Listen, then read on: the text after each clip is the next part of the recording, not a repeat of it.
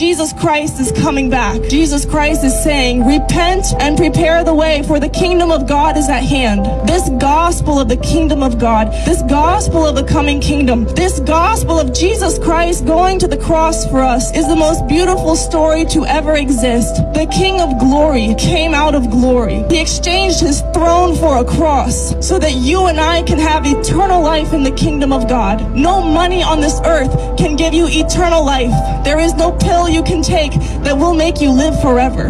There is no medicine that will give you a glorious body. Only the blood of Jesus Christ can do that, and he gave it to you for free. It's a gift. It's not something you have to work for. Jesus Christ gave it to everybody freely as a gift so that no one can boast. Jesus Christ is coming back. Jesus Christ loves you, Philadelphia. Repent and prepare the way, for the kingdom of God is at hand.